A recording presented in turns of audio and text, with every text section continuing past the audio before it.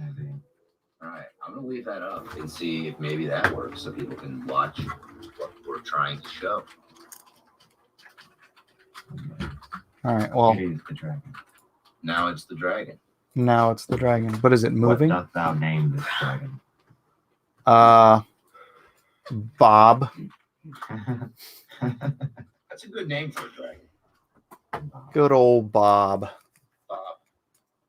You know, no one sees that name coming. It's What's true. your dragon name? Bob. He's Bob.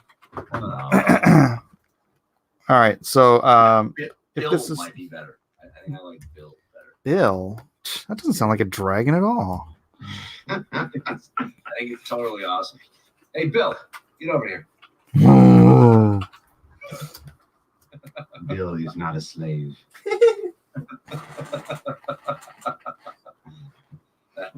That's fantastic. Dragon pedicure.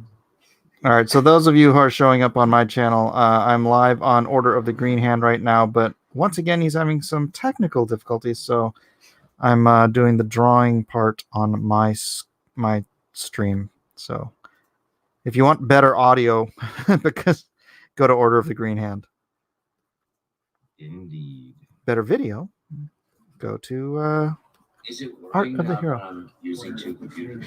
Let me It see. seems like it. So if I put OBS up on my screen, it works. Rupert. That's a pretty good name, Jeffrey Langley. Gotta wait till Ruprecht. drop something else to see if it changes. Oh, or we can go with Billy Bob or Bill Bob. Bill Bob. That would be How about better. Archibald Leach? Archibald. I think the more formal the name sounds might be like for the better. Do you know whose name that was? Whose real name that is?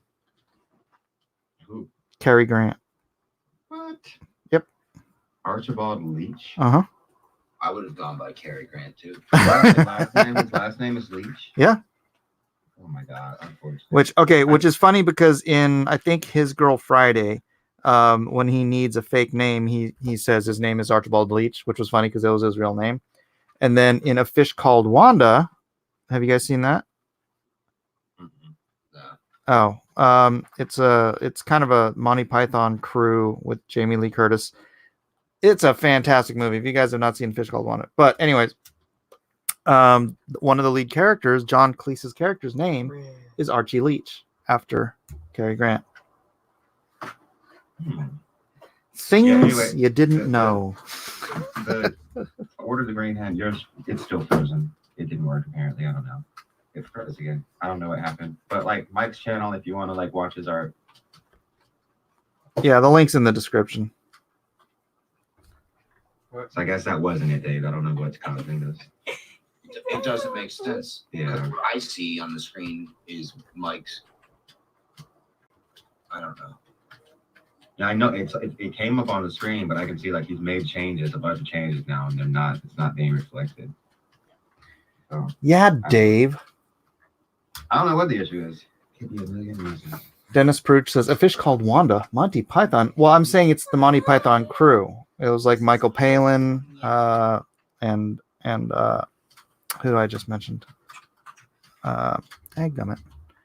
My brain is farting.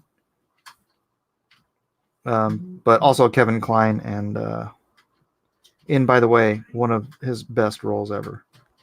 If you're a Kevin Kline fan, you gotta see Fish. How have you not seen Fish Called Wanda? Don't know. Have you even heard of it? No. Wow.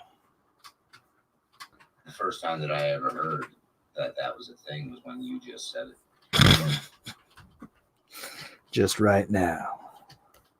Now I know. Okay. G.I. Joe told me that that's half the battle. That's what I understand. I've I never. always thought that G.I. Joe was a real jerk for only telling you how to win half the battle. What about the other half? I've What- never watched anything related to G.I. Joe ever in my entire life. I think that was more of a thing when I was a kid, maybe. And it kind of like went out of style. But I think I had a G.I. Joe action figure, maybe. I think I had every G.I. Joe action. Oh, really? I was really into G.I. Joes and Ninja Turtles. I was all about it. Teenage Mutant Ninja Turtles. Legos. Oh, I love Legos, dude. Legos. Yeah. They're always so expensive though. I can never get them on. I like, between me and one of my friends, we like built like the Space Center. Yeah, that's what I like doing with Legos. I less like actually buying a set and like building a specific thing. Hmm. I like just having a bunch of Legos and just building whatever I want to build. That Yeah. to me is the cool part of Legos. That's why when I when I had kids, when I had kids, I went and bought just a ton of Legos. I'd go to like garage sales and stuff and just buy like poundage of Legos from whatever was around. They had like giant bins of Legos so they could build whatever they wanted. And yeah, this is the same thing, right? You buy them some freaking crazy $60 set, and then they build it, and then it breaks, and then all the pieces just go into the bin. Like it's just Exactly. more random pieces. It's like, Why waste money on it? Yeah. To get better pieces. yeah, better pieces. That's right. You got to have all the better pieces. Yeah. Like my friend just got like an entire Harry Potter castle for Christmas. Oh wow. Legos, and it's like huge. I'm like, you guys have this tiny little apartment. I'm like, where are you gonna put this giant Harry Potter castle? It's We're- Oh. like 12. Wait. Did you say that because you were trying to convince them to let them build it at your house? Yeah, well, they live in Cali, so. Oh. But yeah, like I could. I get you. Yeah, I will watch over it. Let me take care of that for you. I'd probably like take it apart and rebuild it in different ways. You're like, this is how Diagon should look. Exactly. That's why you glue them together. No, blasphemy to glue Legos. Have you seen those guys like build like guns and stuff out of Legos? Like actual functional devices. Yeah, Oh, that's so weird. I it's didn't so know that. rad. That's cool. Is that like John Malkovich in that? Good luck. No, no, not like with bullets, like with Lego projectiles and stuff. I was like, what was that movie? In the Line of Fire? Yeah, Clint Eastwood? Yeah. Like where he pulled that like worked that gun out of like random like doilies. no, it was a It was a polymer kit. Yeah, polymer kit. that he had put together. Really? John Malkovich can play one terrifying SOP. Yeah. I think they probably is terrifying. He's such a It seems like he might be creep- almost I as don't know. crazy as the characters he plays. right. A lot of famous people are crazy. A lot of actors, especially. It's weird because sometimes they seem like they might be normal when they first come out, and then like you see them a while later, and you're like, whoa. People do get crazier because fame and money goes to people's heads. Yeah. It's like people change. Yep. Like, yeah, so I don't know. It reveals character though. You know. Yeah, because some people seem pretty genuine, even though they're like rich or whatever. Yep. And then there are others that are just like, man, you're clearly very full of yourself. You think like Kanye West, for example. Kanye West is one of the most full of himself people that I've ever seen in my life. Man, that man loves himself. He thinks that he should be Jesus. You ever hear him say, "I'm bigger than Jesus"? You ever hear Kanye West? Yeah, but that was before his conversion. I guess. I still. I mean, I get Kanye West is he's doing the whole reform thing. No, he but, seems like I- I've watched a couple interviews with him. He seems pretty legit. whatever. Kanye West is Kanye West. Kanye West has always been the same person. I know what Kanye West is like from just watching this man my whole life. Hmm. And Kanye West loves himself more than anybody. Whether I don't know, but I don't know him, so Yeah. Just like that's what he seems like, and that's what he's always been. Jaron Love, that's a good point. Will Smith, he said that money doesn't change people. It merely amplifies what was always there. Oh yeah. Mm-hmm. Same message to you. He's somebody who has handled being famous incredibly well. He's been famous since he was a teenager. Yep. He is just a really classy guy, period. And he seems, I would say, rather humble, considering the That's the thing too. I feel like career he's had. I mean I feel like we as like a society too, we tend to like totally like judge celebrities based off of like their public personas, right? But we don't like really know these people. Just Right. because like someone like seems mean or like vain in public, or even if they seem like good in public, doesn't mean they're like that.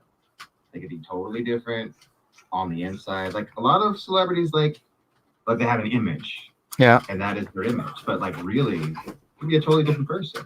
Like maybe they need to put off like this image of like the douchebag or whatever, but that's just whatever to like create this persona. But then deep down, maybe they're totally nice and genuine. Maybe they treat their friends and family like super well, and everyone that knows them like actually like really loves them. Because I think about celebrities that have like negative public Those perceptions, bodies I didn't. and then I wonder like, you know, Is that part of their act? yeah, exactly. You can usually tell which celebrities like still are normal people. Mark Wahlberg just popped in. Oh, yeah. He's completely normal, in spite of the fact that he is enormously famous, relatively powerful now in Hollywood. He seems like a completely normal guy. Chris Pratt. Right. Also seems pretty normal. I doubt it. You know what I feel? I've oftentimes thought that the celebrities that decide that they're not going to live in LA seem to be more Level-headed. because they don't get caught up in the 24/7. I need to be seen at this party with those people at this thing, and then like their whole life becomes putting on a show.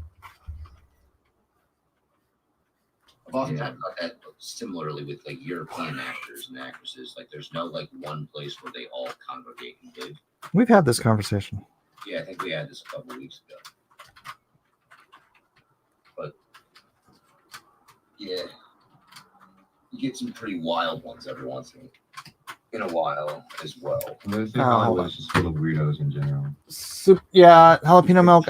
I'll read super chats. Hold on, let me open up another window. Did I miss the super chat?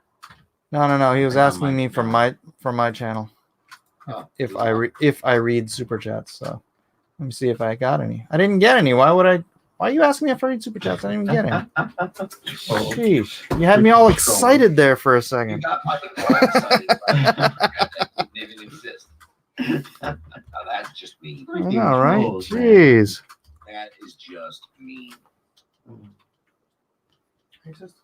Yeah, Tom Cruise is crazy. Tom Cruise is Scientology yeah. stuff. Yeah. Like, oh my God, what an insane guy. There's a documentary on HBO called Going Clear. It's about Scientology. Mhm. They have all these people that have escaped Scientology talking about what it's like being inside that whole cult, which is what it is.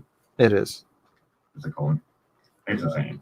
It's insane. So there's like alien spirits in your head. Yes, and it's not even an exaggeration. That's what they believe. Like when you get to a certain level, once you spend enough money, apparently, they let you in on the truth. And the truth is that you have the souls of dead aliens from like millions of years ago that Xenu killed. And because of these dead alien souls going off and inhabiting, young humans, early humans, that is why we have like depression and like bad emotions. It's all because of the alien spirits that Xenu killed. Okay, for 99 cents, Jalapeno Milk sent a poop emoji. Thank you, Jalapeno Milk. Yeah, so that kind of freaks you out. You're like, oh, and You should. And you had to pay a bunch of like hundreds of thousands of dollars to learn that. That actress Leah Remini, she like talks about it on Joe Rogan, and she's also in that documentary. She talks about like when they told her that crap, and she's like, "What?" And she's like, "This is what I'm supposed to believe." Like that. Apparently, that was the point where she was like, "Wait a minute." You're so crazy. Because it was like her mother was in Scientology. She had been in it her whole life. So it wasn't until like they showed her the quote unquote reality that she was like, wait a minute. Jose D'Amigo. That's actually how I learned what I just said from the South Park episode. Oh yeah. South Park is such a good Scientology episode, and it's so crazy because it's so insane, but it's totally accurate. But they didn't like exaggerate. They were like, no, this is it. This is the real thing. I learned all this from the South Park documentary. Like, that's actually where the information that I said came from. I saw that episode of South Park, and that's how I knew that. They did the same thing with like what's his name, the Mormon guy, Joseph Smith. Joseph Smith. They did the same thing with like showing like how that whole thing got started. But yeah, they're so funny, like those guys. Yeah. They just go So, off. something that people are doing, and I'm going to, and I am going to make fun of them by presenting it seriously. But really, they just showed it like it was, though. That was so funny. I remember like the Scientology people like went after them, like hard. They were like trying to dig up stuff on Matt Stone and Dre Barker. I'm like, but like these dudes, like even if you dug up something, it'll be like what they've already done on South Park. Like, You can stay what are wherever you gonna want. dig up unless they've done something like truly heinous? Yeah, Like, what are you gonna dig up that's gonna hurt these? unless one of them has been like a secret serial killer for like a really long time. There's nothing that you're going to say about the guys who make South Park that's going to have an effect on them. But you know, that's why the character Chef quit. It was because of that Scientology episode, because he was a Scientologist and they made him quit. Oh, you're not After- supposed to land on They did that Scientology episode. The Scientology people were like, you gotta quit the show now. Well, do you blame them? I mean, come on. Yeah. I would like you to throw away your career so you can believe in alien spirits. But, you know, that's what they do though. It's like if you watch that documentary, because a lot of times it's like all of their friends and like family are in like Scientology. So like when they excommunicate you, your friends and your family turn their backs on you Yeah, and they can't yeah. talk to you. It's like against like their rules, or else they'll get excommunicated. Yeah. So it's very much like you've been like thrown out of your life.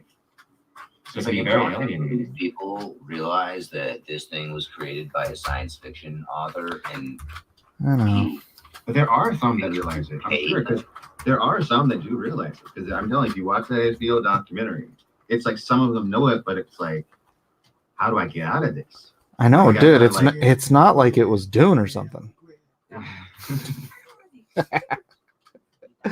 Everett Todd for $2 says, "Make Mary Ellen an unknown soldier." S- Her name, she's like, what? in my chat. In my chat. It says it in my chat. In where? My chat. Okay. I'm streaming on my channel too because yours sucks. Ooh. Yeah, you've had like images up there for like half an hour at a time. I don't know what's going on with your. They change occasionally. and then it will like be live, moving around, doing what it's supposed to be doing for like How is this 10 minutes, and then it will stay there for 20 minutes. If I try and jump this Yeah. way. Oh. That happened last week too, right? Yeah, it was the first time it ever happened, and now it's 2 times in a row. It's the same thing. It's weird. And it was happening before I got here with Quinn, so don't blame me. Is it really 1 a.m.? All right. Do we got any news on these freaking Iowa? Let me look at it. Yeah, Pete It's Buttigieg. crazy that we don't Pete have Buttigieg any is news. now your official Democratic Percentage national was whatever. in last time I checked, it was still 62%. This is ridiculous. I was watching that on Black I just saw my phone, Oh. and Marielle was sending me memes or gifs from Tropic Thunder this entire time. Look at the Oh, one with Matthew McConaughey's face. You click on the one where he goes, "I got one," the panda. Just what? Look, he goes, I killed what I love most. He's like, get off the line. Yeah. Monica, get off the line. He's like, okay, so you killed the hooker. He goes, Matthew McConaughey is just like perfect right there. Matthew McConaughey was so. But Tom Cruise's character as Les Grossman was absolutely fantastic. Mm-hmm. Absolutely. Fantastic. Wow. All right. Oh, going back to something before, Mary Ellen also texted me Yeah. while she was Oh here, yeah. if she could have any sword, historically speaking, from Song of Ice and Fire, she wants Dark Sister. Go right at the last. Dark Sister just has one of the coolest names ever. Exactly. Dark Sister. Sounds so awesome. I sent it like 7 times in the chat, thinking that maybe Quinn or someone would see. And Yuki was like, "Mary Ellen wants Dark Sister." Can I was anyone all, see? No, I I'm was all sorry. hating like I hate swords. Man. Yeah. It was like, I don't like swords. I don't want a sword. And Mike was busy drawing, and Dave was just not paying attention. Sorry. I No, was, it's okay. I was trying to figure out why our stream keeps freezing. I was saying because like I got your message, Mike, how you were like, "I'm just gonna come after the State of the Union." Mm-hmm. And I was like, Dave and Quinn, Dave and Quinn. Nobody's answering. They're just like 2 kids playing in like a sandbox, like Legos. And I'm like, I hope that they're not choking on them out there. And I'm like, hello, Dave and I and were Quinn. just shooting the shit, just having a good Two, time. like 2 kids, not like paying 2 attention. kids in a pod. And I'm like, Dave. And then he's like, yes. It's like, I'm like, start the oh stream. my And I God. was like, oh, It it's took late. like a very like harsh tone to get Dave to I was like, listen, I just wanted. and I thought we were waiting for No, Mike it to was show up. Yeah. but I was just like, Dave and Quinn. Like I was like the mom calling from the other room. Nobody's listening. I never know Like, what whatever. back there. Dave and Quinn. Nope, nothing. And I go, Dave. He goes, yeah. Yeah, let's start the stream. Mike's gonna join. And I was like, oh, I thought I was waiting for him. Yes. It was funny. Bobby, I saw you guys were talking about pogs. you Pogs. guys, I see you in pastel. Yeah, I someone love else pogs. talking Yeah, I about had pogs. so many pogs.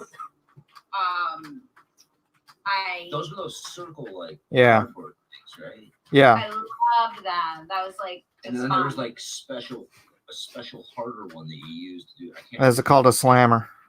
Yes. What are we talking about? Pogs. It's before your time. It was a thing that for kids in the 90s. You were just a babe in arms. It actually originated in Hawaii. They were these lids to like milk cartons and stuff. People would use to slant, and they just kind of, they didn't have toys and stuff, so they kind of just used these milk carton lids as toys, so people would collect different lids, and then eventually it became a thing over on the mainland. Hmm. Mike, that's so cool. Mike's filled with lots of knowledge tonight. You're like a weirwolf tonight. Mike is always quite knowledgeable. We're all graduates old enough to understand this. What exactly drove people to buying pet rocks? Oh, I had a pet rock. My best friend and I had pet rocks, and they had little basket homes. We were stupid. I'm gonna go with stupid. Yeah, dude, that was just marketing. Somebody was like, Yeah. Some know? dude convinced people. some dude convinced people. That's exactly what The happened. art of making people think they need something you don't. That's We were talking right. about Mad Men in one time about how like advertisement is like the art of lying and convincing somebody that they need something that they probably don't need. That's right. Think about like marketing in a store. It's That's all why I can't watch the Super Bowl. This is you're being advertised to for like 2 hours. right. However long it goes. The ads now is like you watch the commercial and it ends, and you're like, well, what was that going to commercial for? That's very true. That is very true. The 90s were weird. I mean, now it's weird. They were really weird. Now that I'm thinking about it. Now, not weird. So, Yeah, it's weird. even Now. just human existence is strange. Yeah. The thing about the 80s and the 90s is we really went out of our way to look bad. Clothing wise. Yeah. What? Yeah, The yeah, out of our 80s? way to like look as bad as humanly possible. Dude, Mhm. you weren't around in the 70s. Right. Exactly, Dave. What are you talking about? True. Holy cow, dude. You know what? Go back and watch like movies about teenage life in the 70s, and you'll be like, what in the why did their parents let them out of the house looking like that? It's like really bad. When I was younger in Georgia, the thing that everyone did down here was it was big white over t-shirt. And is Quinn gone or is everyone gone? What was that? Oh, you noped out for a second there. Oh yeah, I was just telling you about like that's the look that people wore in Georgia when I was growing up. It was like white, big, white, oversized white T-shirt, baggy pants, maybe like a snapback and a chain, and that was like the look. I don't know. Right. At least here in the outskirts of Atlanta, so people did around like 2005, 2007. Mm. And I was expected to dress like that, but I was like, I like clothes that fit. I don't like My body. anything else with me. Like I could pull my whole body out of the neck of that shirt. It could fall off of me. Yeah. I'm trying to see like what the. No, and even like, but that was like the thing. Like you wore really baggy clothes, even like in late '90s, This stuff is so hard. like in when we were like in high school. What? Yeah, what were those pants called? Jinky? Jinkos. Jinkos, yeah. Dude, what the heck? I know. There were like pants that were like 87,000 times too big for you. Yeah. Everywhere but the waist. Oh God, Isaac. What are we wearing? I mean, you know, in the 80s we had Cavricis. You remember Cavricis? And mohawks. And So it's like, mullets. what are those like? And Mullets. mohawks. Mullets and mohawks. Yeah. I don't know who the guy And the was co- who see, the- decided it was okay for people to rock mullets. The color schemes in the 70s were These really things are raunchy. so- Pea green, ugly Yeah, like those orange. really ugly colors. Even Even the houses that were built like late 70s, early 80s, they the had like patterns that were like cute hideous. green siding, and you're like, wow, who decided Why is that this color? is the color that we need to build houses, and people will buy them.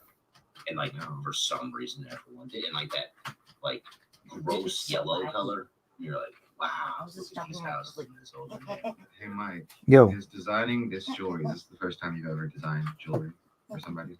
No, I was actually an apprentice jeweler when I was 18 years old. What? Yep. That's crazy. I didn't know that. All right, here's some 90s fashion trends. You want to see the actual jewelry? Here. I um, have to turn all this stuff off, but you can see the overalls. hold on. Here's the actual Overalls. design. Yeah, overall. Girls wore overalls, scrunchies, denim skirts. That's crop what the tops, actual platform sneaker. So is it like a brooch or a pin? gloves. it's a necklace. Oh, okay. Yeah, so and then yeah, it's supposed to hold a gem on the so So the dragon is like holding the gem. dragon's holding the gem. Yeah. And there's two versions of this, one with the wings like full out and then this one where they're kind of tucked in. Mini backpacks. Do you remember those? Cool. But then I had to do this. What about fanny packs? My daughter is actually wearing fanny packs again. I actually have a Gucci fanny pack that wanted to be carried from Sex and the City. I'm so bougie. I have a Gucci. See, anytime somebody has something that's Gucci, they make sure to say it's Gucci. Absolutely. Carrie had a very specific one. It had the red and green She said Like, absolutely. quintessential belt. She ain't like, playing. thing that went She ain't around. playing. It had to be that one. I had to have that one. So when I graduated grad school, I got that exact one. She And said absolutely. absolutely. And I got that one and I loved it. And yeah. So but yeah, there was like little mini backpacks were in style for a while. And You know then what's funny? backpacks with like the little they were shaped like teddy bears and stuff. Mm-hmm. I So have a ridiculous. Gucci fanny pack too that I got for Christmas. My mom There you go. Boy, you just had to say it was Gucci, didn't you? got her. Gucci gang, Since we're baby. discussing it. Right. Yeah. I've had an obsession. I don't really You know care about what? fashion like that. You know what I have that's Gucci? What? Nothing. But I didn't buy it. My mom bought it, so. Yeah. Okay. My of course my wife has Gucci stuff, but whatever. That's the only thing I've ever really spent money on. I don't understand girls' obsession with needing 800 bags. Never. I just have I bought 2 Louis Vuitton bags and that was really it. Those were like $1,000. $1,000 for a bag. Now they're like probably 2.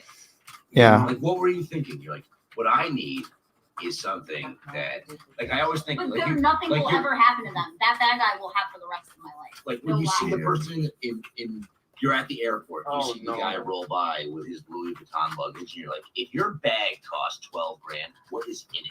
I Well, know, right, that guy right? has a lot of money. Like, You have Louis Vuitton luggage. what is in your bag? Like nothing. He's broke. A Spend Louis it all Vuitton on bag is bags. just like a flex. Why you got? We have a Louis Vuitton suitcase. Like, why do you need that? My wife has That's a two. $10,000 piece of luggage. Why? My wife has two Louis Vuitton purses, but I wouldn't freaking buy her a Louis Vuitton. My mom's best friend has she's like stupid rich, and so she would give my mom Louis Vuitton bags, and then my mom would give them to my wife. So Like, you want this? Right, Of course yeah, I want yeah. this. she's like, heck yeah. What do you mean? I can't think of like a woman that would say no to a Louis Vuitton purse. Yeah, I don't know. When offered, no way. It doesn't really go with anything I own. Do you have anything else that goes with it? Do you have some Louis Vuitton accessories? Sounds good. Yeah, but I don't really spend I don't do that craziness with anything else. It was just those. I spend then I money bought- on I just don't really technology. Mhm. Yeah, You know, that makes I sense. like my laptop. I don't. I didn't have to get a laptop that was like this nice and expensive, but I did just because I was like, Yeah. I'm gonna be working on this every single day, so I'm gonna get the best laptop that I can possibly buy. Yeah, and you earned it, so you're I'm gonna do it. Yeah, I'm pretty low key though. Like my clothing is very shallow. I don't wear crazy shoes and I stuff. got two pairs of shoes. I have two pairs of shoes. A pair of flip flops and a pair of sneakers. Yeah, that's what I'm talking about. You're a man. That's how men shoe. Right. Except for my nephew, dude. My nephew is like a shoeaholic or something. He has all these freaking shoes. They all look like they're brand new. I don't. He must freaking wipe them with a diaper when he gets home from whatever or In something. the South, What South is a sneakers diaper? are huge. Sneakers are huge down here, like Nikes and Jordans. People stand in line. It's ridiculous. Yeah, it's Like- like that here. People love those shoes. Yeah, my wife is always like, oh, you gotta. Pairs of shoes. I currently have two. Well, I have more than two pairs of shoes, but I wear one pair of shoes, and I'll wear them until they fall apart because that's what you do. But my wife is always like, oh, I gotta get you new shoes. I'm like, why? Why do I need new shoes? Dave's dad is a dentist. He could have bought a new car at any point, but he literally rode the old car. My Or dad, drove the old car till it didn't drive anymore. There you go. my dad just doesn't care. Right.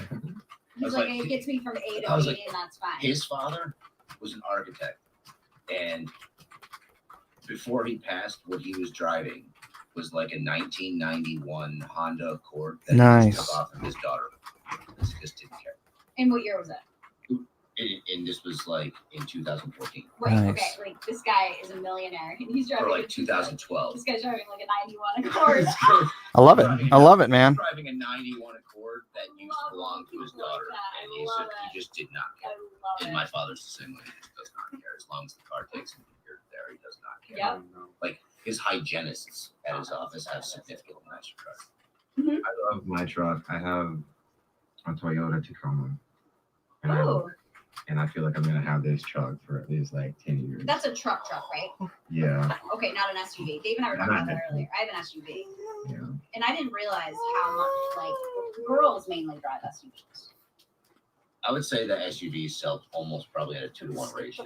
Such a ripoff, too. Let me answer a couple questions here. Serena Sketch says, "Who is the Dragon for, Mike?" This is a illustration for.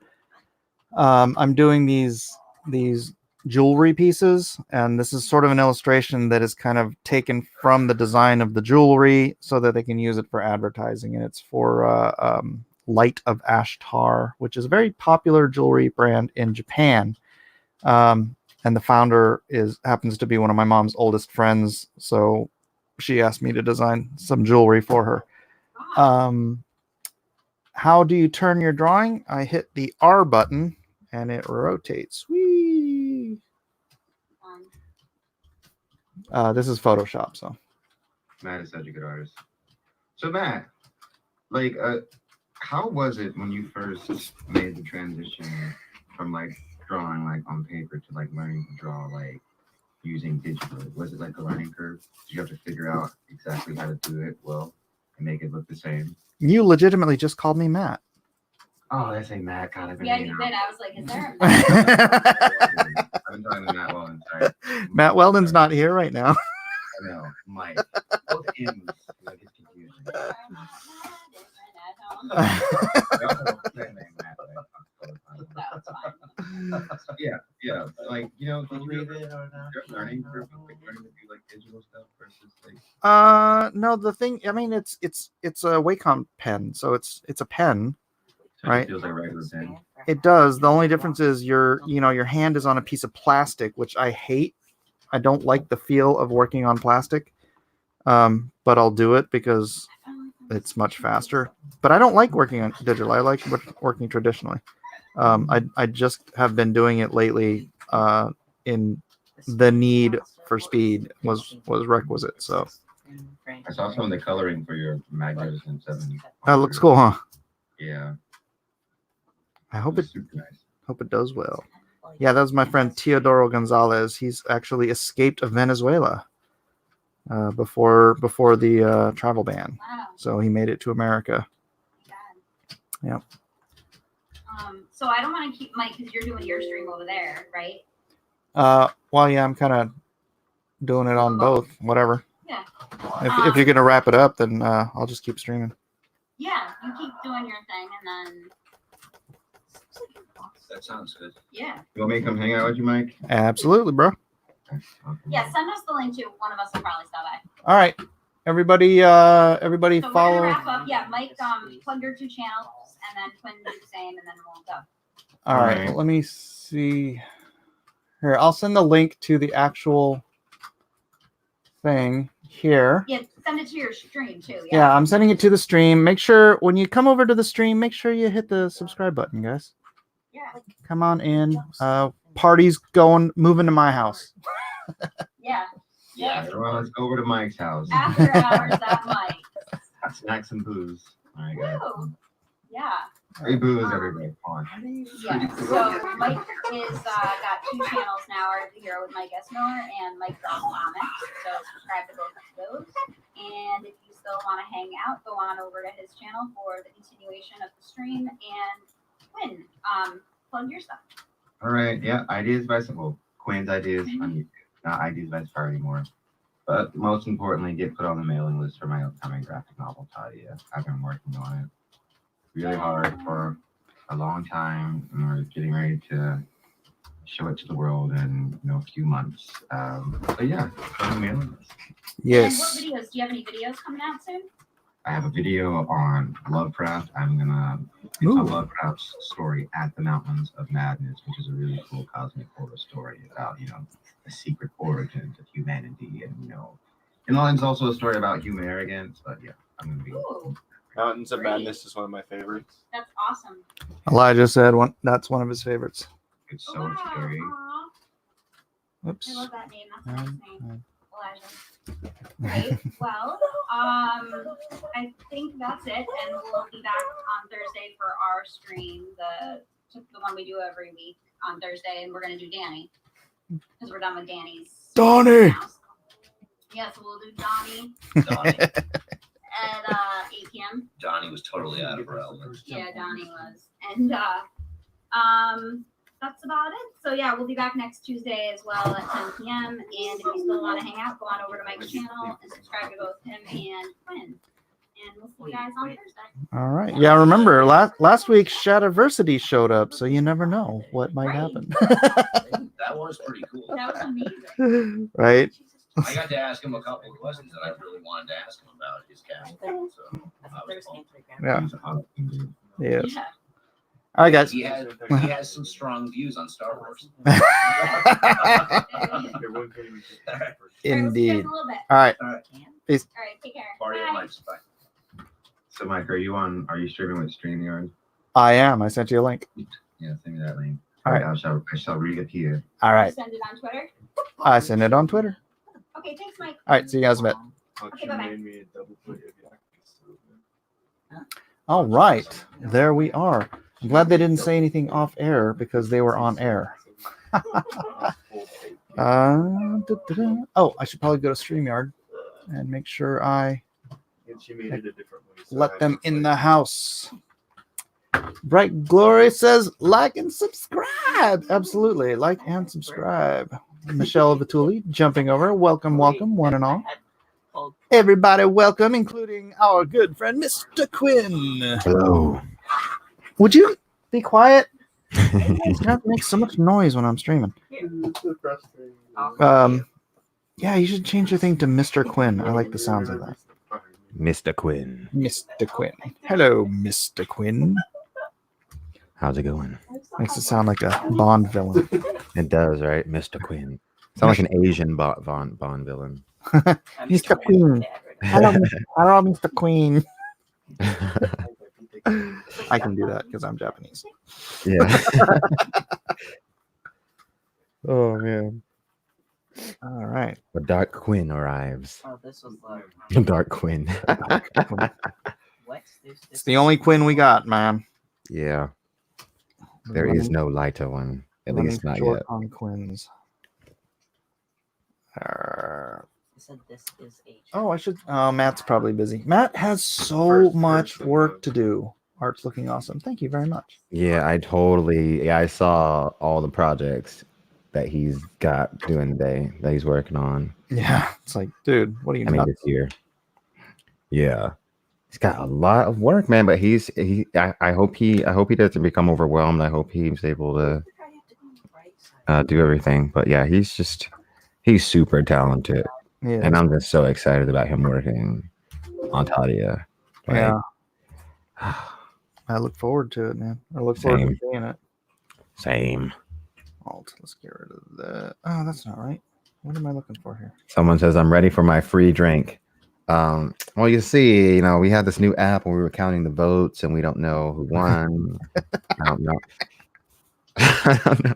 All right, we are free to talk about politics here. I know the other one is like, Yeah, I mean, I don't know, just like God, the incompetence of It's not the Iowa incompetence, Democratic dude. Party. that was not. I know, but incompetence, that was it's- freaking predetermined. At best case scenario, it's just like gross incompetence. But then it's probably more than that. It's probably, it seems like it is a malicious attack.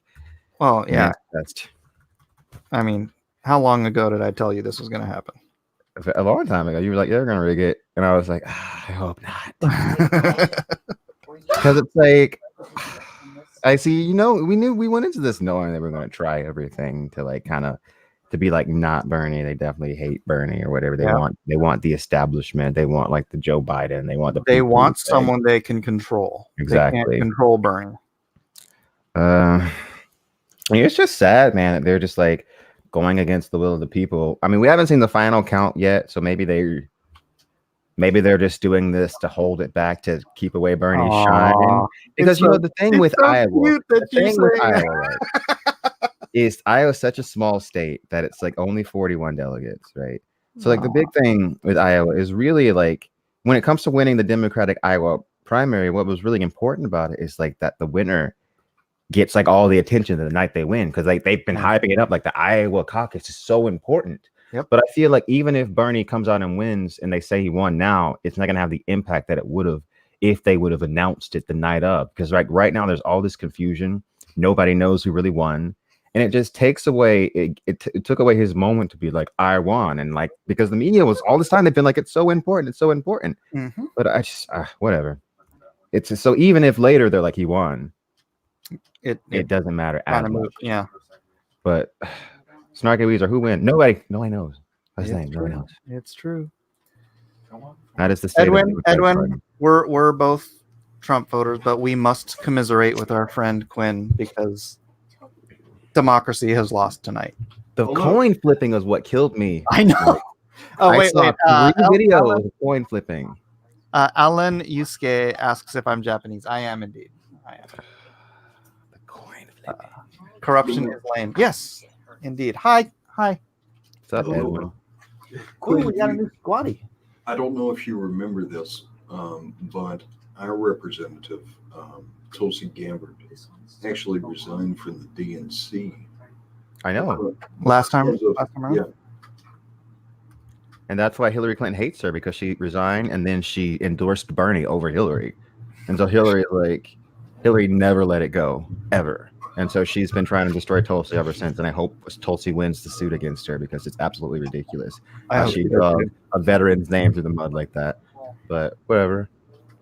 Yeah, and Hillary Clinton's a complete hypocrite. she had legitimate service. Obviously, I don't agree. I don't agree with Bernie's. I don't agree with Bernie's policies or politics. He has, he has the right, and his constituents and his would-be voters have a right to have a fair process. That's right. And that's- Exactly. This that's is important. America, damn it. Yeah, that's important to all of us. Even if in a different context we might joke around or poke fun at Bernie or argue about stuff. It's important. It's important that everybody has a fair and transparent process. Yeah. And Democracy dies in darkness. And I was saying to Mike earlier that if the Democrats really cheat Bernie out of this nomination a second time, curtains for the Democratic Party. Like, seriously, I think honestly that if they cheat again, they will have destroyed their credibility to the point where if like the left hopes to have any influence or power in the United States ever again, they'll need to form a new party. And Well, abandon the Social Democrats or the Democratic Socialists have laid the foundations for a third party, and I think they've resisted driving ahead with that for fear of being such a small minority, but they may get pushed into that. I mean, if they keep cheating, like if they keep cheating, like what are we gonna do? If like you say you've got this process and we have democracy and we're supposed to vote, but then we're doing this ridiculous caucus that first of all doesn't make any sense in the first place. Like the Iowa caucus already didn't make any sense, and then we're seeing footage of them flipping coins to decide. And in every case that I saw, too, of them coin flipping, Pete Buttigieg got the delegates. Hold on. watched every single one. That video. There's like 3 of them. There's 3 different ones that I've seen at this point of them flipping coins at different ones. Okay, And but I've every only single time. seen and shared one. So let me find this video because it is just so ridiculous. All right. I'll pull it up on the screen. But this has never happened. Look at this guy. Look at this. It's so- Hold on. Watch the flip. 3. Flip. Oh, he can see it. He grabs it. It's not on screen. I can't see. Oh, it should be. We see your Oh, I'm doing. Oh, okay. I'm sharing. Hold on. Remove from stream. Stop screen. Share screen. Share. This is democracy, guys. This is So democracy yeah, right here. watch this dude. All right, play. This is what democracy looks like. Oh no, what happened? He catches it. He looks at it. He flips it over in his hand. Then he flips it again and says it's heads. And I go, Hang Pete on, Buttigieg. Big surprise, Pete Buttigieg. Let me go all Way in. to judge. Whoa! And then you got Pete Buttigieg before the stuff's even announced. He's like, "I won," and it's like, what? So you already know it's rigged. Then, if you're already announcing that you won, and there's like 0%. This is what democracy looks like. Oh my God! What a disgrace! This What is an what absolute, democracy looks like. what an absolute miscarriage of the of democracy! What a disgrace! What an insult just to America and this country and everything we're supposed to stand for. It's absolutely unacceptable. What the frack? I know. Unacceptable. I'm sorry, brother. On just every level. I know. It's not. It's not. There's- But it's like, where's the transparency? And it's like, What? oh, I don't know if this was a joke. or Oh, something. what do you mean, Quinn? That was transparently cheating. Oh my goodness. I was like, man, I thought they were better at hiding it than this, but This no. is why they're gonna fail. Because they're just like, we're gonna do it out in the open now. So maybe they've been cheating this whole time, but now it's like, we've got you on video. Like this gotta be curtains for the Democratic Party, man. I mean, come on. You're not gonna win elections like this. If they didn't want to vote for Pete Buttigieg in the first place, what makes you think they're gonna be like invigorated to vote Pete Buttigieg in the general election? how on earth? I mean, he didn't even have. Was he even polling? I never heard about Well, him being anywhere in the polls. He here's what seems like a CIA construct, to be Here's what honest. Right. Pete Buttigieg, he was like invented, I think. You know, Yeah. initially Pete Buttigieg was like parroting Bernie. That's what he was doing. He was like, I'm like a young progressive. But he slowly like shifted to be like more in line with the Democratic establishment, and eventually he's just like the establishment candidate.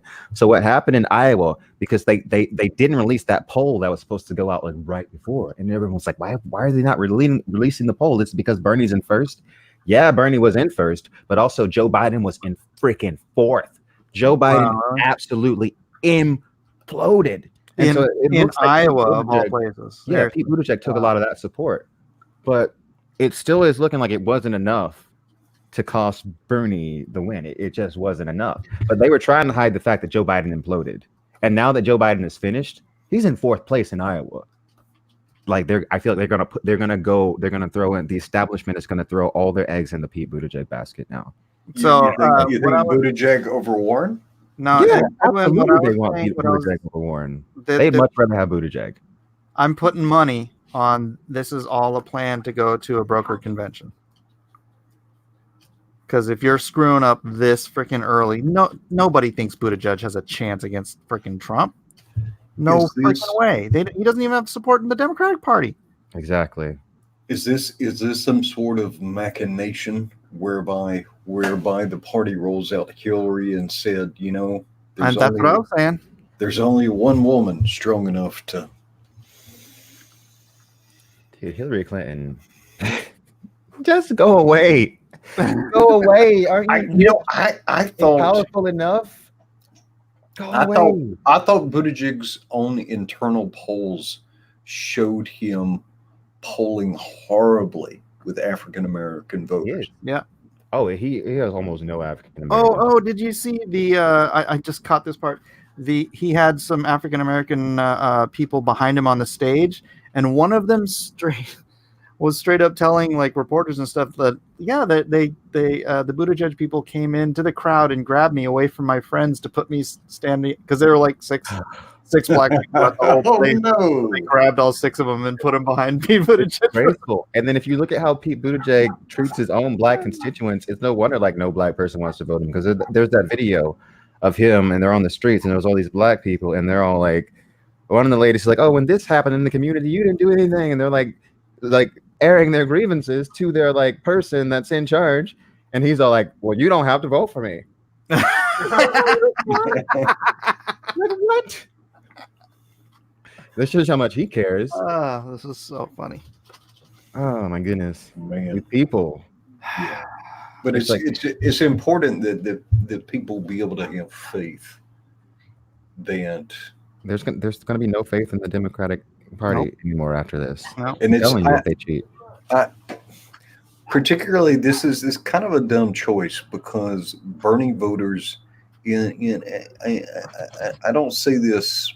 I'm not trying to be insulting, but a lot of Bernie voters tend towards a little bit more on the emotional side, and they're very enthusiastic about them. And a lot of Bernie voters have been in, for years, right, since the last campaign. I have. And so if the perception is that Bernie has been cheated again, these people are not giving money. They're not waving signs. They're not going to the polls. I mean, they've effectively made it so that no one's gonna believe this Iowa result, no matter what. And it hurt. I was just saying to Mike, it hurts Bernie no matter what. If he won, then there's still gonna be the conspiracy, and then if he doesn't win, then it's still gonna be the conspiracy. No one's gonna trust the results no matter what, because it's been botched so badly, and it just seems they're not helping themselves. By the way, and the DNC took over the counting of the Iowa vote now. So Is now that they're being legal? counted. Yeah, That's not legal. I know, right? But apparently, I was watching the Jimmy Dore show, so maybe he was but he was talking about how he has insiders that are on the inside of certain campaigns or whatever, and he was talking about how it seems like the DNC has taken over the counting, which if that's true, and then we see Buttigieg suddenly come out on top when Bernie released 60, because Bernie's team, they were on top of this. They were doing their own count. And so far they've released 60% of their own count, and Bernie is at the top. So, and Bernie was leading consistently, even like earlier in the day when they had like 2% of it out, he was ahead. So he was ahead the entire time. So if suddenly Pete Buttigieg is just ahead, and then Bernie releases his own internal count, and it's like, wait, these numbers don't match. Where's this gonna lead? I don't know, man. This just seems. Oh, Mike, got a question real quick here. I don't think you called this one. This came from a comment, an observation. Dennis Peruch wanted to let us know that we have a new member, and that's Draken joined. Yeah. Yeah, I thought he was already a member, but if he's not, then welcome. If you're just like re-upping or changing to something, then thank you as well. And then Damnation says, Mike, what's the dragon picture for? So I am doing a small series of dragon pendants for a jewelry company in Japan that was founded by one of my mom's oldest friends.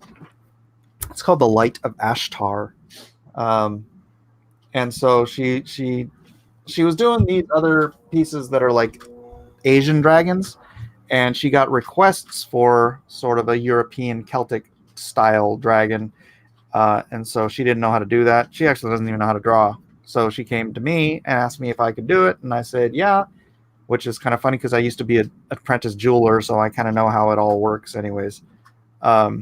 So I designed the pieces, and then part of the deal is that I have to design promotional materials for the pieces. So this is based on the dragon design that I did. I have another one like this. I'm kind of been working on. I don't know if I want to finish doing the coloring or hire somebody else because I don't like my own coloring. So these are those dragon designs, and that's what I'm doing. The jeweler's apprentice. All right, so Quinn, from a practical standpoint, so this is one caucus, not even really down yet because, well, I mean, you don't know what the result is. Yeah. So as a Bernie supporter, what would you do going forward? You got a week until New Hampshire. I mean, it seems like Bernie is going to win New Hampshire. I mean, because Bernie was like if you look at the New Hampshire polls, he's so far ahead of New Hampshire, and he won New Hampshire also against Hillary Clinton, I think. Just because it's like his neighboring state to Vermont. It's like people like really like Bernie over there. But either way, I would say as a Bernie supporter, we gotta keep just like doing the same that we've been doing. Keep right? on, And just keep we just gotta keep trying and see, and if they cheat, they cheat. Like there's really not much we can do to like thwart them from doing that, but we can't do everything to expose it and to like put it out there and be like, look at what they are doing. But like I said, this is the Democratic Party. I'll be right back. Themselves, they're committing suicide right now by cheating. All right, so I am on 538, Nate Silver's site, and I'm looking at the poll average and the tracking from all the way back in April of 2019 to up to the very most recent polls.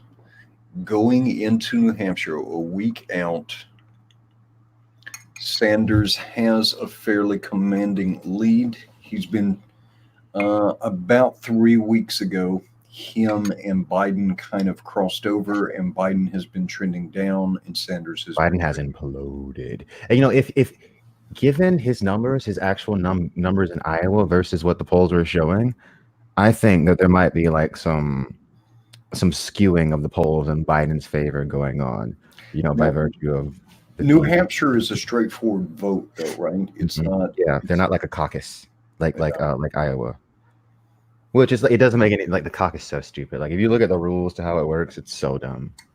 All right, so the most recent poll is from Suffolk University. It was conducted February 3rd through the 4th. 500 likely voters. 538 gives it a minus, which is fairly high on 538's site.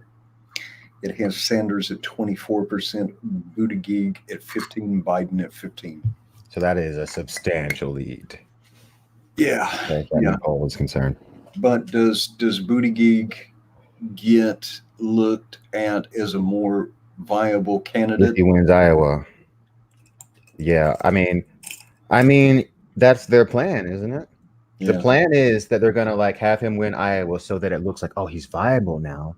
So maybe he can win New Hampshire. It just all depends on like really just Bernie Sanders and his team. Because like what I'm looking at now, judging by like Biden's trajectory, it's gonna be Buttigieg or Bernie. Or maybe no, actually, honestly, I take that back. What I really see, honestly, even with the DNC effing around, I think ultimately, really, it should be Bernie and Warren. Mm. That's where it should be. But I don't know. I feel like the DNC is definitely going to try and push Buttigieg. But, you know, we just got to continue to fight it and be against it, whatever. But, like, as far as, like, them cheating, what are we going to do? We just got to be vigilant. Well, I think because the Democrats are trying to defeat an incumbent, you know, and I'm trying to guess what people are thinking, but there's really two big questions. And the one question is, who do I want to be president, and who do I believe Trump. has the best? Well, I'm talking from a Democrat. If I were a Democrat, Oh, right? if you're a Democrat. Yeah, if I were a Democrat, you know, who do I want to be president? Whose vision do I believe is best for America, or who do I just like? But the second question, and maybe the more important question, is because you're trying to defeat an incumbent, which is it's a pretty daggone hard thing to do. Mm-hmm. Who can Yeah. beat Trump? Can Buttigieg beat Trump? Nope.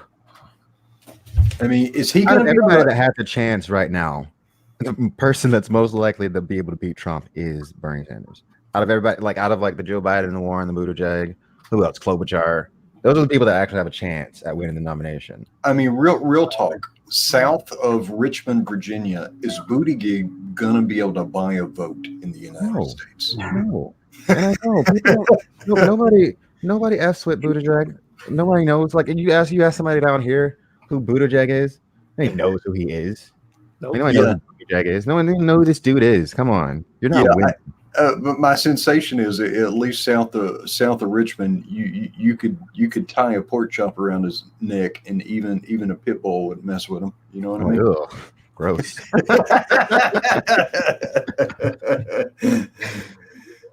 Yeah. But he just comes across as unbelievably smug and disingenuous. You Look, just see it. He comes across as a CIA lab experiment. You were invented. You were created.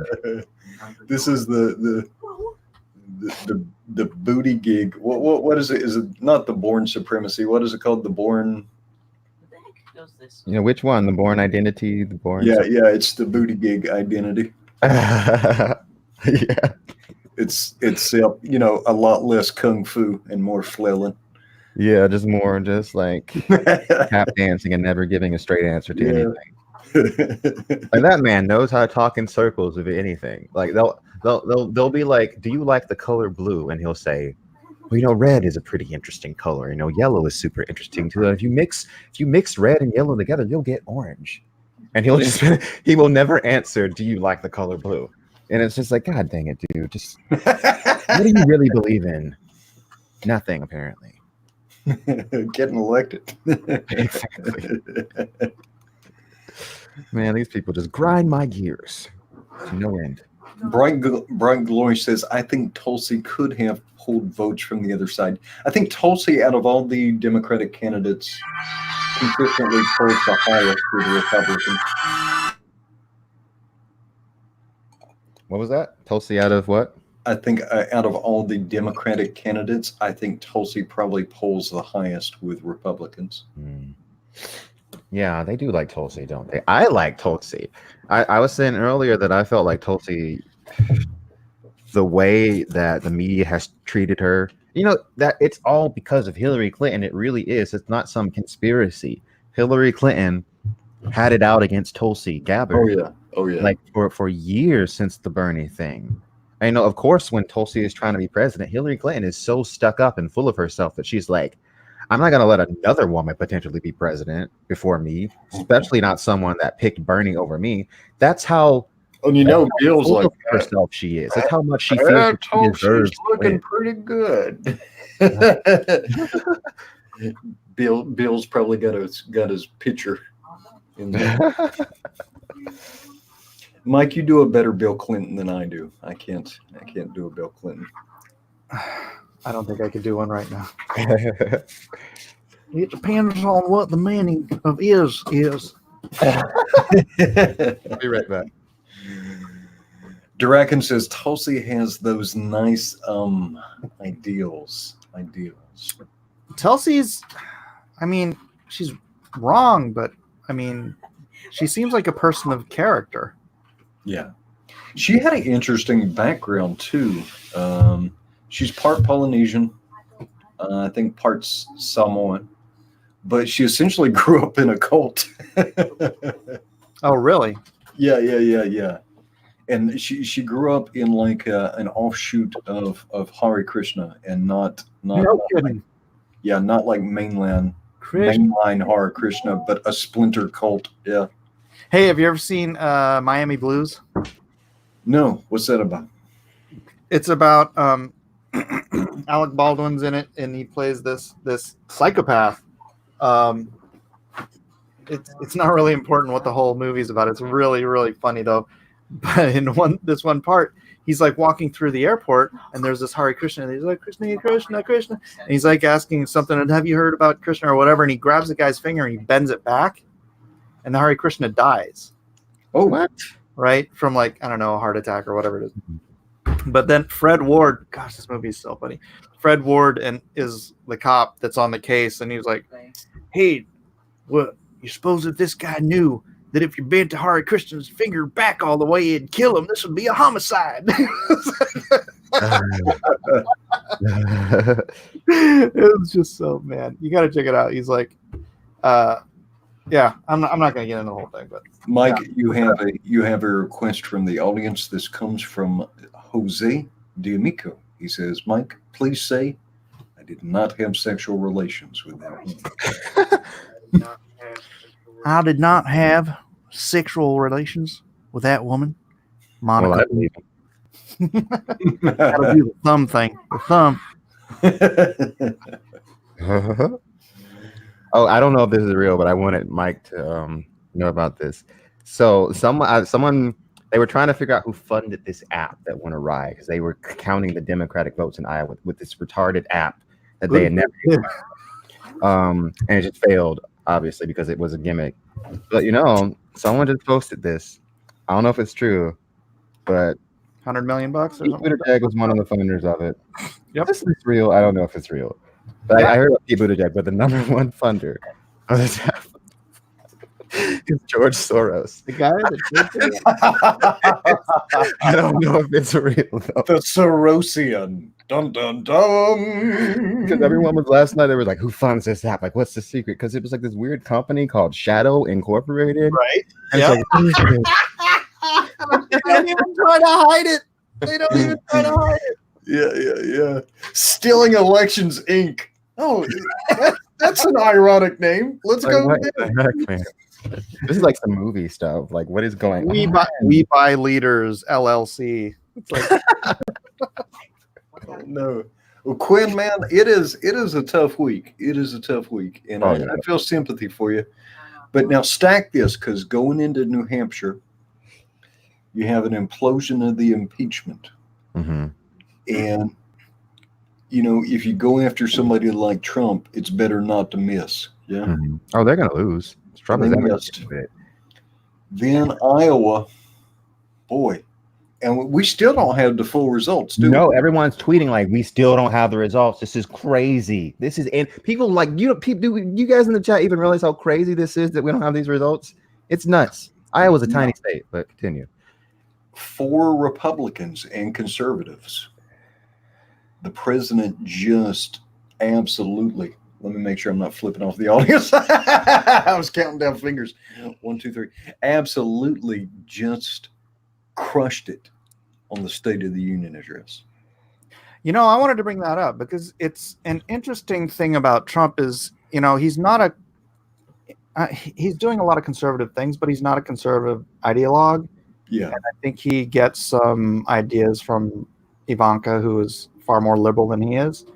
So it was funny to me because you had the Republicans standing up and applauding for things that you would think were more traditionally Democratic positions, right? Like maternity leave, the planting 1 trillion trees thing, right? It was, I can't remember the other ones. There was like some things in there. I'm like, if Bill Clinton had been saying these things, the Democrats would have been standing up and applauding for them. But it was the Republicans doing it because it was Trump saying it. But it's not that sort of things you'd typically hear from the right I side. go back and watch it because Yeah. I didn't look at it yet because we were like getting ready to stream. But that was a funny thing to me because he made this Trillion Trees Initiative announcement, which, again, traditionally, any Democrat would be like, yeah, let's plant some freaking trees. And they pan over to the Democrats and they're over here like this. Mike, a friend of mine was just saying that the best way for Trump to win re-election and guarantee it is just for him to like pivot left on like some little issues. Like I'm telling you, like marijuana maybe, like Oh, God, I wish. something like I just know, like I know. We'll disagree with Edwin, but yeah, I'm on your side on that. Oh, But- I actually agree. Oh, really? I think the war on drugs has created organized crime. It has incentivized suffering. But I think Yeah. if Trump did pivot left on just like a few little things, But that's They what would I'm saying is like the maternity leave thing. Fuzzy Creature is disagreeing with it right now. That's something his daughter has been pushing since they got. I think she was pushing it during the last election. So it's like, hey man, I'm finally, I'm in the last year of this election. I might as well lay this out now because my daughter wants it. So I probably think he'll probably get more Democratic support for that than he will he Republican. will. He will. was- Absolutely will. there was a piece of theater. Trump had a World War II fighter pilot in the audience, and he was. They Tuskegee Airman. claimed he was the first black fighter pilot. He was one of the Tuskegee Airmen. Yeah, I've got to double check the accuracy of that, but the claim was that he was the first black fighter pilot in the United States. Either the But- first or he's the last one live. Earlier that day, Trump promoted him to the full rank of Major General. I think was it Major General or Brigadier General? Maybe it was Brigadier General. It was a 1-star. One or the other. Like I So- did see Pelosi tear up that speech on camera. Did you guys see that? Yeah, Ripped it up like Cersei in Game of Thrones. She like rips it up. She's like, but my point with that, in that moment of theater, not only did you have this guy, but you had his 13-year-old great grandson Yeah.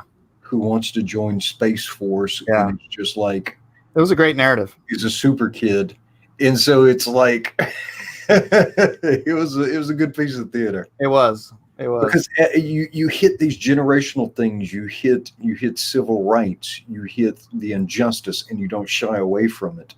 In recognizing, the achievements of the Tuskegee Airmen all in one pass. Yeah. Right, so, like the current count for this whole Iowa thing, with 71.44% of the precincts reporting. Bernie Sanders is at 26.21%, Pete Buttigieg at 25.16%. And Bernie Sanders is also leading in the votes with 32,772 with Buttigieg at 31,458. But I was seeing it earlier on like CNN or something. It was funny because they were showing the delegates versus the votes. And Bernie clearly had more votes, but then Pete Buttigieg had more delegates, and they wouldn't show the votes. Oh, Right. I don't know. So dirty, dude. It is dirty. The whole process, man. Democrats are such idiots. It's funny. It's funny how they just continuously screw themselves over and over. You and realize over how and few over and people over. are voting too. I mean, if you add in Sanders and Buttigieg, that takes you to 64,000. Put in Elizabeth Warren, that takes you to 90,000. Joe Biden, 106,000, and then Amy Klobuchar, you're only at 122,000 votes altogether are setting the. Mhm. Yeah. I would love it if Klobuchar passed Biden just so he could be in fifth.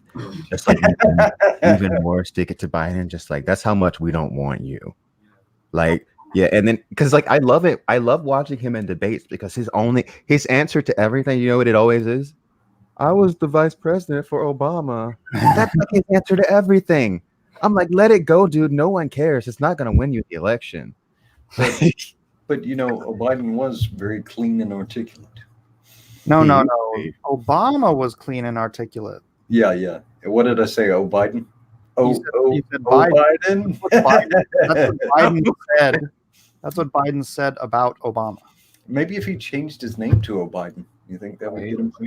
Oh, Biden. Might as well, which as much as he brings up Obama, it's just like, what are your policies? What are you going to do? God. I'm Joe Rocco Biden. Come play with Uncle Joe's leg hair, Quinn. You know what the rumor was? Yeah. The rumor was before Joe Biden was going to run that Obama literally came to him and was like, Joe, you don't need to run. You don't need to do this. Like Obama apparently tried to discourage him from running. It's funny because it seems like it's true because now that like Obama like tried to come in and be like, oh yeah, vote for Biden, it was like half-assed and it's like not. Yeah. Even Obama was like, don't. Quinn, I can see you're pretty distraught about this Bernie stuff. Sit I mean, down in my lap and stroke my leg hair and just have yourself a relax, young lad. Your Uncle Joe's gonna make it all better. You know, no thanks, Joe. I'll just hang out over here. But you know, it's the whole process that annoys me, and I'm sure like annoys everybody. I feel like even if I was like, if I was a Republican right now, I'd be like, yeah, screw up, because that's exactly what I would want the other party to do. Like, yeah, just totally screw it up so that we can win. And it's just like to see them just like totally do this is just like so just. It's like a Watch me clown train car. wreck. It's like I two don't want any clown cars election got into a pile up. because you know when we get to the end of this road, America is still going to be so polarized, and we do not need any shenanigans or any doubt in these elections. And this is exactly what this is doing. This is creating so much doubt that no matter who wins, there's always going to be like question about it because of how suspicious this all is. You got weird literal relations making apps that like totally Literally shadows. That's the funniest part. literally. But it's like it's so insane, man. I'm just Mike, like incredulous. Yeah. you have to redraw El Rushbo Oh, with the beard. with the Medal of Freedom. Oh, that's right. That was great. He freaking cried, man. Who is messaging me? God, if I was Trump, I would just be feeling so good right now. Honestly. I would just be like, yes. I really would, though. Is a meteor getting ready to hit the Earth? Why are the Democrats trying so hard to give the election away? I don't know. They're like, nope, meteor's going to hit the Earth. We don't want to be any part of that. Man, it's so weird, man. It's so weird. And it's just crazy. Like Frank Herbert, like when he said scratch a liberal and you'll find a closet aristocrat, he couldn't have been telling the truth even more.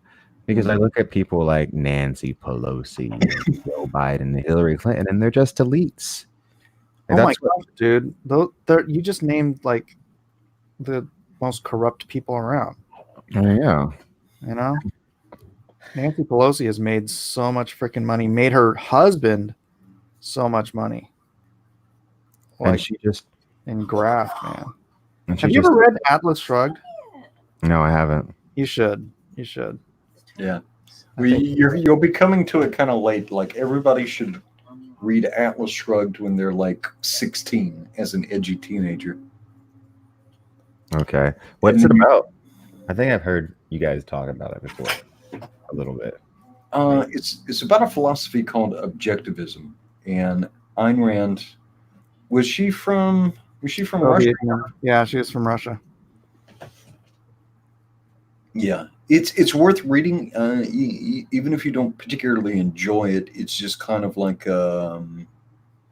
it's one of those landmarks of American literature and philosophy.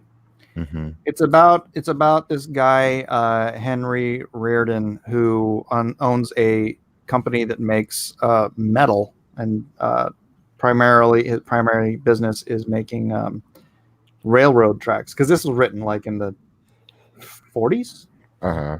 I think. So it wasn't like airliners weren't like the big thing yet. So it was like, and he comes up with this particular kind of metal called Reardon metal, which is lighter and stronger. It's an alloy, right? Mhm. But he's going up against all of these institutional challenges. I know it all ends up sounding academic, right? But he's going up against like the government and the institutions and the people who are trying to control the world, right? The crony capitalists and all this kind of stuff. And he ends up. Well, actually, he's actually not even the main character, but he's one of the main characters. And then, what is the girl's name? Is it Dabney? Dabney. Shoot, man, it's been forever since I've read it. Yeah, it's she. Dabney or Dabney? Dagny? Gosh, I forget. But she's been chasing this character called John Galt, who was supposed to be this phenomenal inventor who just disappeared from the world. Right? Interesting. Yeah. And so I don't want to spoil it for you because it's really, I mean, I read it fresh. Nobody had ever told me anything about it. And I was like, it's very interesting. You really get into the characters and stuff. I need to add that one to the list. Dagny Taggart. There you go. Green Hand. That's probably Dave. Fuzzy Creature said, and Kung Fu Kitty. Everybody's read it. It used to be like required reading in this country, didn't it? How much? I never read it. How much classical and historical literature have you read? I mean, I guess a good bit. I mean, does The Great Gatsby count? Have you read that one in high school? Have you read Ralph Ellison? Which one? Ralph Ellison. I don't think so. No. Oh, you got. We read like we read like Scarlet Letter, like Great Gatsby, Tom Sawyer, like yeah, we read like that kind of stuff. I don't know. Got it. Our curriculum, they didn't care. They were half-assed. They were running out of money the entire time. Did I ever tell you like my final year of high school, or like my 11th grade year of high school, where we were supposed to be studying for the graduation test, which is like in Georgia, you have to pass this test or you will not graduate, even if you have straight A's. You have to pass the graduation test. So it's like, I remember like we were supposed to be studying for the graduation test, and the math teacher is crying the entire class period because they just announced that at the end of the year they were like firing like 15 teachers. Oof. And they were going to fire the most 15 recent ones that they'd hired. And it was just like, and she was going to get fired. So it's like, instead of being able to focus on like teaching us, like she's like crying. And that's like, and they were consistently cutting the budget in my high school. In my high school, they had fake walls that they put up that were like to create like makeshift classrooms. We had fake metal walls, and you could hear exactly what was going on in the other class. You could hear it. So it was like that's how broke we were and overcrowded we were. It was ridiculous. Isn't that crazy? Because I share with you because I looked up your state and how much you got per student. It's ridiculous. It's ridiculous, and it's all going into that freaking machine, and none of it gets to the teachers. It's really bizarre.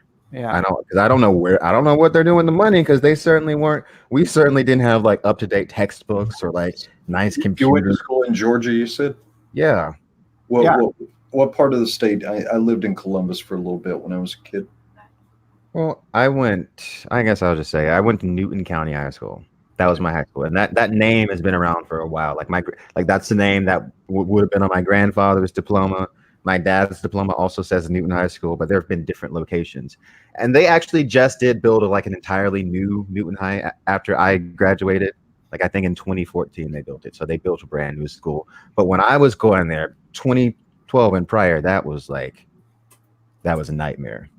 But Dave's going to come in here and give you the Atlas Shrugged pitch. Oh, yeah. Dave? Or is it Mary Ellen?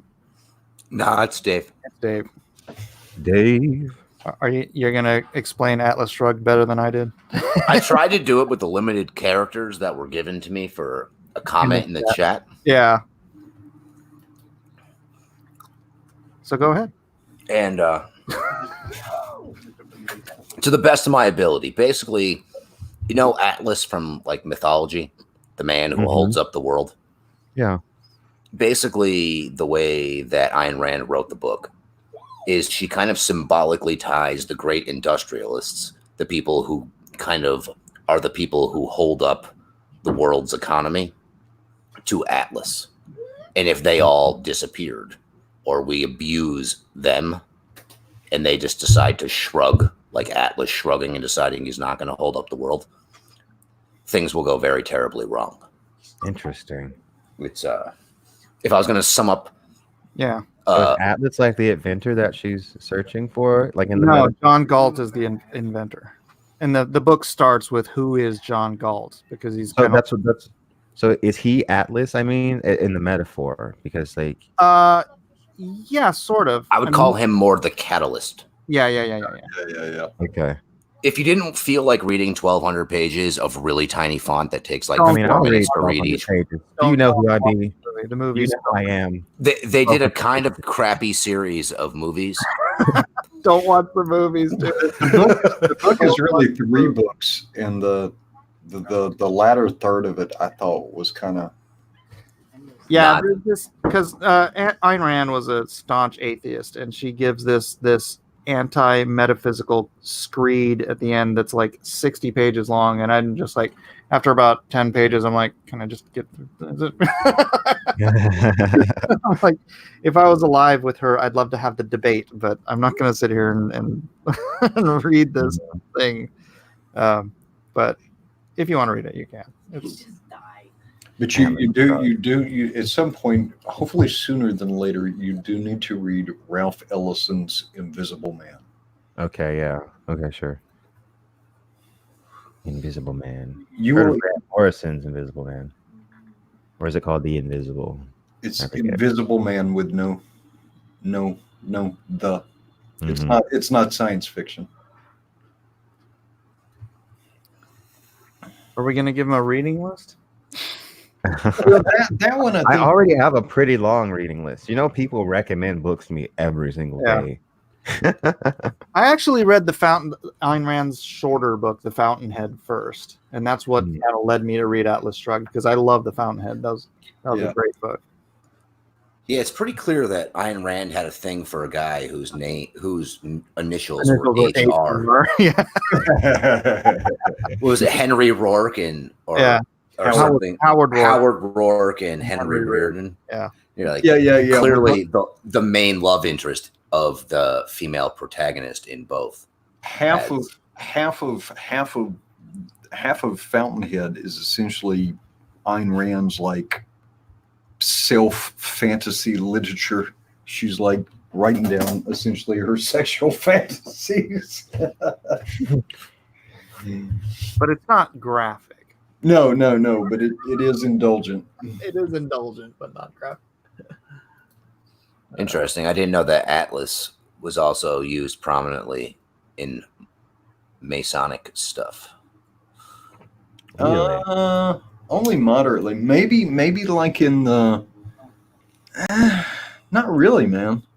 You know what's funny? The first place that I learned about the Freemasons, I was like in high school, and Dan Brown's crappy book, The Lost Symbol, came out. That was by Freemasons. far the worst of all of those. That series. Lost with, Symbol. That's the one. That was the first one that I actually waited around and read, because like the Da Vinci Code was already out, and then like the Angels and Demons was already out, and I think that one was book 3. I think, and I was like waiting for it, and I was like, I can't wait to read this book, because I was like into that crap in high school. And so it's like, I'm gonna say I remember like reading it and getting like super into the Masons and stuff. Yeah, You would be underwhelmed by it. really, because he makes them seem so cool in that book, or at least my teenage mind, they seem so cool reading that. I was like, okay. It's not. it is fun conspiracy theory stuff, though. If you go take a dive into That's what that book was all about. especially if you dive all the way back into like the Templar stuff. Yeah. Yeah. And then you're like, whoa, But this the- is all right, kinda so- interesting. All right, so there's essentially 4 different Masonic bodies in the United States, right? You've got what's called Blue Lodge Masonry, and that is 3 ranks. So there's 3 degrees to that: Mm-hmm. entered apprentice, fellow craft, and master mason. Okay, Mm-hmm. that is what most people join and stop at it. Then you have something called York Rite Masonry. You have something called Scottish Rite Masonry. In order to participate in that, you have to be a Mason, and their degrees have higher numbers. But people seem to think that like the number implies like a military rank, or like those higher degree Masons have some sort of command over the other ones, and it's simply not the case. Hmm. Oh, so it's not like it is in Dan Brown's book. No. In every Masonic lodge, every what's called a regular Masonic lodge in the United States, essentially has got like a state chapter, and there's no chapter higher than that for Blue Lodge Masonry. Now, when you get into the York Rite and to the Scottish Rite kind of flavors of Masonry, there is national chapters. But they're actually separate bodies. It's just to be able to participate in them, you first have to be a master mason. Like, and you two have probably heard of like Shriners. Yeah. To become a Shriner, you have to be a master mason first. But Mason, Mike, are you drawing a cover to MAGA? No, it's to Divine Rights, Eric Nienoltowski's book. Oh, okay. All I knew it looked like a cover to something. all of the basic Masonic stuff, though, the basic. I'm not talking about Scottish Rite or York Rite. It's all modeled around King Solomon's Temple.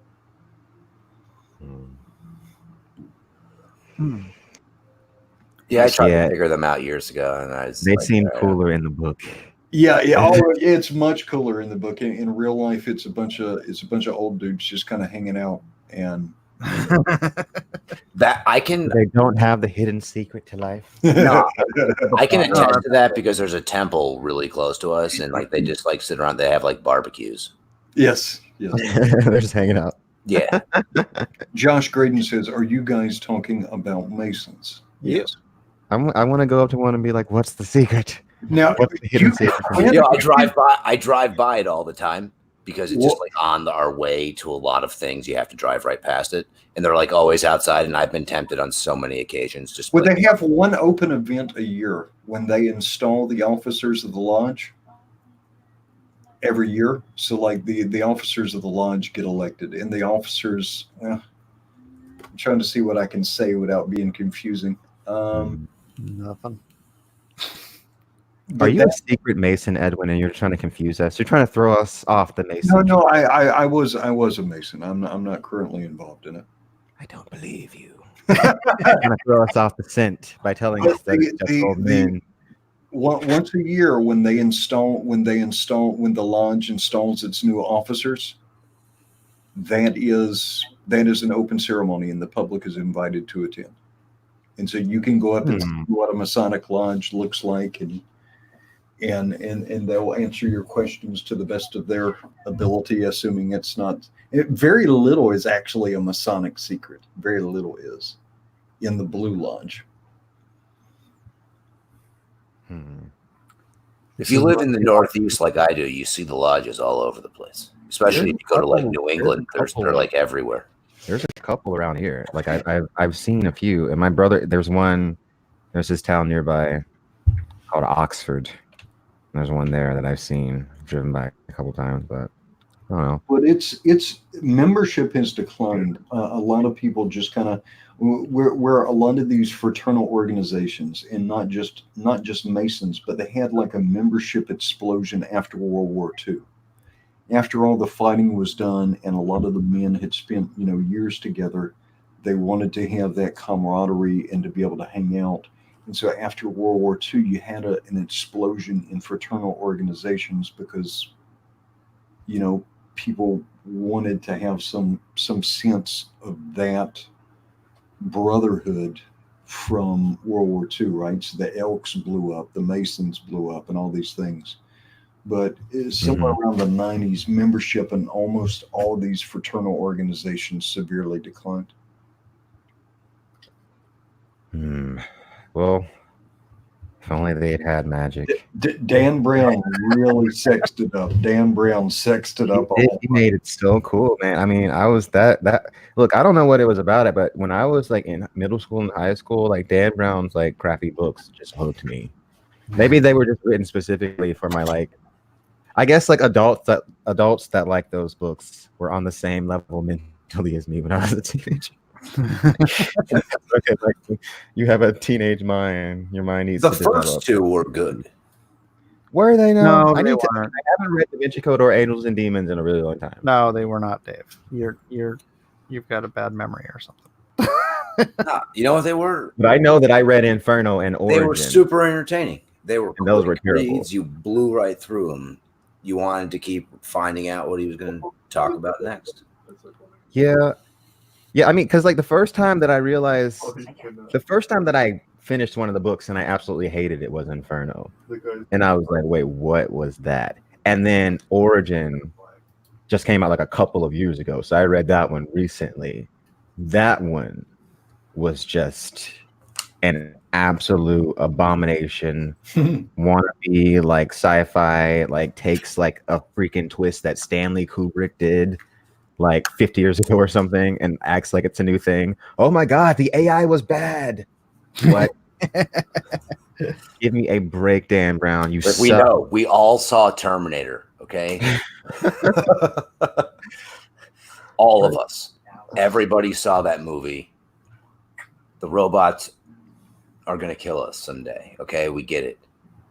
You know, and what was crazy? Did you read Inferno, Dave? Did you read Inferno? No, Because, like, at the end of Inferno, what happens is like this mad scientist guy unleashes this like virus that sterilizes 2/3 of the population, and it just they can't do anything about it. And 2/3 of the population will be sterilized until the end of time. It's like in human genetics now. He was like obsessed with overpopulation or whatever. And so in Origin, I was expecting like, okay, this is in the same world. So like the world has got to be like reeling from the fallout of this like great disaster that's happened, of course, right? And it's not even addressed once. And I was like, Dan Brown, you are a complete hack. I was like, and then the book itself was totally predictable. So I don't know. I'd have to go back and look at Da Vinci Code and Angels and Demons to actually see if they were good. Maybe you struck lightning in a bottle. I just remember thinking the most interesting things about the Da Vinci Code was all the historical parts. Yeah, right. So That drew me in. right, but so that it was interesting in that sense. But as I was listening to the audiobook, I was thinking this would make a terrible movie. They made it into a movie. That movie was huge, wasn't it? Was that movie like huge when it came out? Like giant? Yeah, like it blew was up. very well. So big. Hmm. People 'Cause went. I and remember everyone was talking about it. watched- yeah. All the movies. That's why I read the book. Sure, that's right. Well, gentlemen, I am up at 3:30, so I need to say good night. Alrighty, I'm going to sleep now. Hello. Good night, brother. Good night. Say goodbye. All right. Just out of curiosity, because I didn't get a chance to ask while he was still on, is he another artist? No. He's actually he's a destroyer. What? I don't know what that means. He's a He's destroyer. in demolition. He's Just a cool guy, you know. He knows a lot about stuff. yeah, he's very well. I mean, dude, this guy can read like a freaking Mentak. Yeah. Seriously. He's Like super into Dune too, so like we can talk about Dune a lot. Yeah. And so he's read pretty much everything. He did seem like no matter what topic we brought up, no matter how obscure, he's like, actually, I can give you a quick lesson on this. Right. He's like, actually, I happen to know quite a bit about this. You know how people speed read? He speed reads like he's on crack. He can actually absorb entire paragraphs at a time. Oh wow. See, I think I read pretty fast, but like usually when I like speed up it in like intentionally and try and speed read, I have a harder time retaining the information. I really do. Yeah. Well, there's reading for for retention and there's reading to get the gist. So Yeah. Yeah. he has to read like manuals and crap, Oh yeah. all this stuff. So it's just like, yeah, he can zoom through stuff like super fast. So patient. So Demolition is definitely more fun than construction. I can tell. but he's a manager, so he like He doesn't get to do the destroying yeah, anymore. probably not. That's too bad. Destructor. I've done some remodeling in my life, and I always much more enjoyed the part where we were just like, all right, what we're gonna do is we're gonna like tear this whole thing down. Like one time we were remodeling what was a gym into like an office of some sort, but it was like a huge open space, and it had like this one random wall on it, and we had to like cut the top of the wall and knock the whole wall down. So me and the other guy, we both had forklifts. So we cut the top and then we knocked the whole wall over in one using the forklifts. It was tremendous. Mm. I drove the forklift right through the wall. It was fantastic. I was like, give me my safety glasses and get out of the way. You tore down Jenny's dad's house. Way more fun than cleaning it up after not the most fun, but All right. Hey, Mike, Yeah. they did put the first episode of Picard on YouTube. What? I have no excuse not to watch it now. I don't have any excuse. I just what have- is Picard? Or Picard? Picard, Star Trek Picard. Are you into Star Trek, Dave? I don't know if I've ever asked you. Obviously not. He doesn't know what Picard. What is Picard? Picard.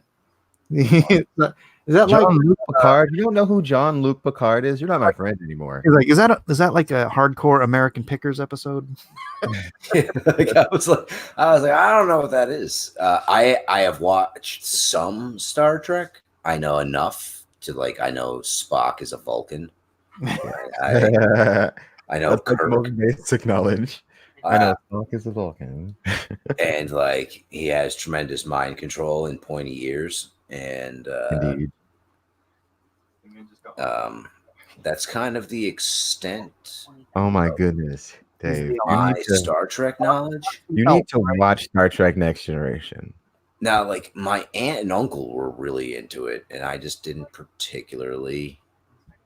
It depends on which series you started off watching, right? Because I feel like I didn't start off watching the original series. I feel like if I had been shown the original series, I might have not. It probably would have been too removed from me at that time, where I wouldn't have connected with it. Oh, But dude. since I was shown Next Generation, Here's the thing: if you had watched, because when you're a kid, stuff I liked Batman '66 when I was a kid. Right. yeah. So when I was a kid, I was all into Star Trek, the original series, because there was, this was the '70s, man. And then when in '89, Next Generation came out, that was just like a whole new world, So you would, the if first you- one that I saw, probably the Next Generation. I think. yeah. Yeah, I don't I always think say start with Next Generation because I feel like Next Generation is the most pure. I know some fans might disagree, but I feel like Next Generation best captures like the full-on pure spirit of Star Trek because it has like some of the best episodes, and then you can also get like the really bad ones. There's like some really bad ones, but Next Generation has some of like the best individual episodes, I would say. I mean, I feel like Deep Space Nine is probably like better written overall. But Next Generation, as far as like iconic episodes, man, there's Like, so I'll be honest, and I'll tell you that what was the one that you said after Next Generation? Deep Space Nine. Definitely never saw an episode of that one. Yeah. If you didn't watch Next Generation, you probably didn't watch Deep Space Nine. Cisco. I just like I know like some basic references. Beam me up, Scotty. But I just never got into it. I You understand. get it, Dave. You were a big jock. None of your friends were into Star Trek. No, I mean, like I was as nerdy as the next guy. I was Were kind you? of like I went to like engineering Nice. camp and stuff like that when I was younger because I needed to know how everything works. My parents got me like that super 6-wheel. Can't remember what the thing was called. Remote control Flashback, car. and he's like bodybuilding in his room as a 6-year-old. And I had to take the whole thing apart and put it back together to see if I can make it work. And I did. There was just like 5 extra pieces that I have no idea where they came from. But it still worked. But Stephen Ernest, TNG is not boring compared to TOS. What? That's crazy talk. Next Generation has some really exciting episodes. Like that episode where like they meet the Borg for the first time.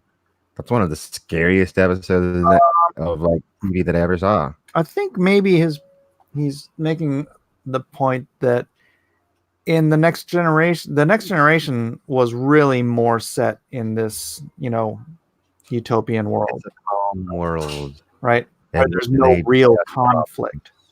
Yeah. Right? So they had to kind of make up stuff to have essentially conflict. But they created so much cool stuff. I know, but I Because- think what he's trying to say is that, it was a much longer running series.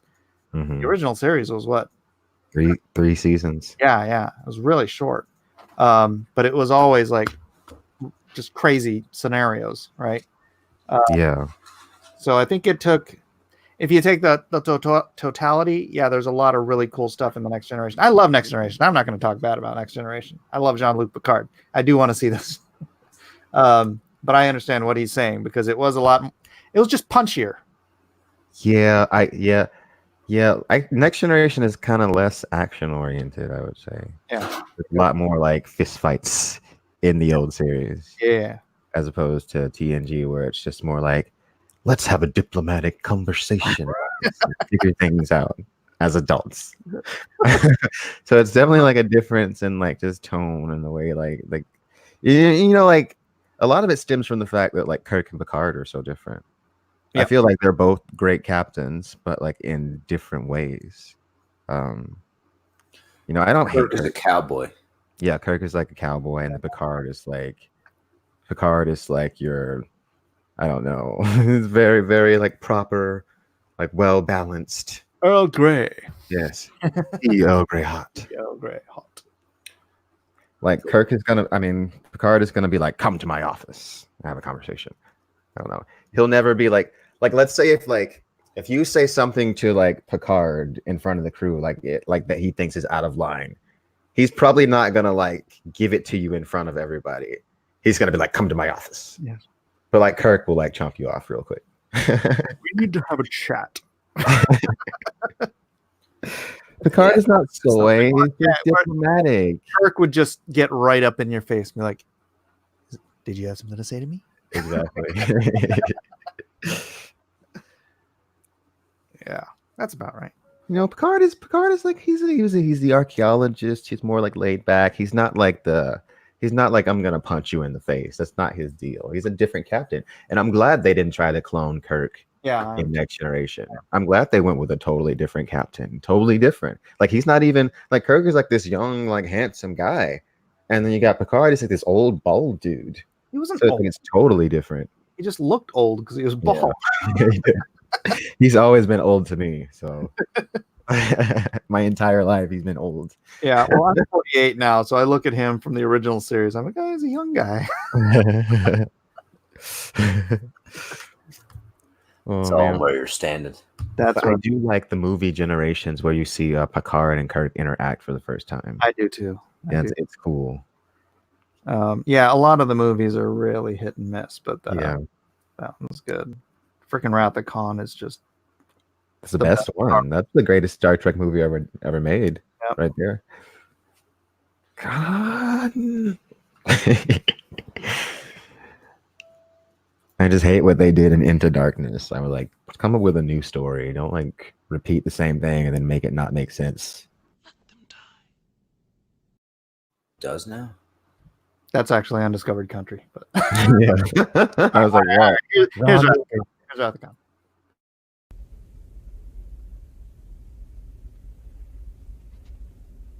My father says that you. Shoot, that's not even Wrath of Khan. That's Search for I know, right? I was like, what are you doing? God, I need God. Yeah, I was like, well, none of these are Wrath of Khan. I'm like, what are you showing? Dang it, I got nothing. I only have 2 Star Trek clips on my whole thing, so I don't know how many I'm allowed to have though. You got to get the Khan one. Yeah. You need it. I want what is it Khan says right as he's about to like die basically. I forget. I don't know. What did he say? Someone in the chat will have it. He gives this great Probably knows. like yeah.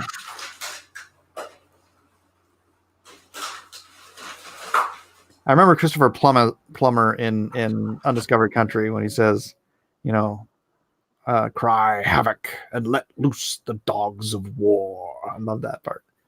Isn't it something about like, I don't know. He says something. It's something like Voldemortish almost, like something about like hating.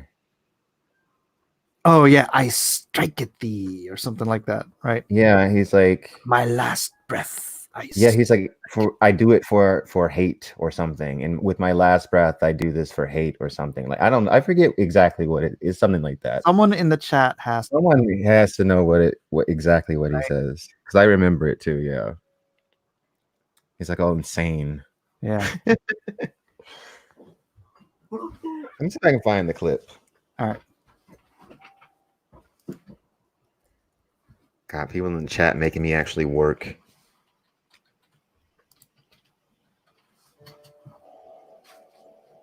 From hell's heart, I strike at thee.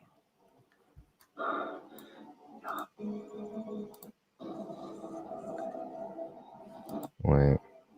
Ahab's last word. The Khan quote is Moby Dick, Ahab's last words.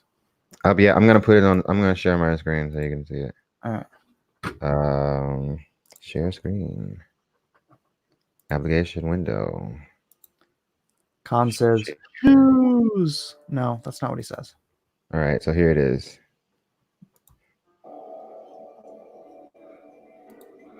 Spoilers, by the way. You can't get away from hell's heart. I stab at thee. I stab at thee. Yeah. For hate's sake. For hate's sake. I spit my last breath. Yeah. God, so good. It's like Shakespearean, right? It's Oh, I love it. Man. freaking epic. Okay, let's not get copyrighted. All right. Oh, I gotta watch that movie again. It's been too long. It has been too long. That's a good place to start, Dave. If you want to watch Star Trek, if you want to get into Star Trek, start with that movie. I don't know about that because like you don't know any of the characters. No, but it doesn't matter because it's such a great movie in and of itself. Yeah. I guess so. Yeah, you can. Wrath of Khan is a really good movie. Yeah, It still stands up. I still watch it sometimes. I like Star Trek: The Motion Picture too. I just put it on sometimes and just let it be in the background. And it's like, it gives me a nice calming vibe. The V'ger bit. I straight up stole that for my character Harmony. Oh really? That's Yeah, fun. the whole motivation of just always, an AI whose purpose is to seek out information and get, that's my I stole it. Wow. Stolen from Star Trek. Another thing stolen from Star Trek. Star Trek. I think Dave disappeared for a little bit. Dave's in the bathroom. The best line in Star Trek is Picard's first line. Oh, line in First Contact. What line? Yeah, Dragon. What is it? What you talking about, Dragon? God, Picard has so many good lines. So that just like Picard makes me like tear up sometimes. I'm just like, because he's so powerful when he speaks. I'm just like, Jesus, man. Like the Data trial when like Data is put on trial to determine whether or not he is property of the Federation. God, that's such a good episode. And then like also Jonathan Frakes is amazing in that episode because he's like forced to like be on the prosecution side and he has to argue that Data is property even though Data is his friend. Yeah. And it's like, and he's like forced to do it. Like he does have no choice but to do it, and to do it at the best of his abilities. Otherwise, like they forfeit the trial or whatever. So it's like, and like that's such a good episode, man. And like Picard, like my God, Picard is so good in that. I mean, not Picard, but Patrick Stewart is so good in that as Picard, because I love the ending where he's like, he says to the guy, "Prove to me that I am conscious," and the guy's just like, "What?" And Picard's like, "Prove to me that I'm conscious." And like that's ultimately how he wins like the trial, because it was ultimately about whether or not Data was alive, whether or not he had a soul. And they literally do say that word. They say, "Does Data have a soul?" That's what they were like determining. And that was like such a pivotal moment for like Star Trek and just for Data as a character, man. That was like one of the I think that was the moment where I just knew that I loved Star Trek, and I was just like, yes, I love this.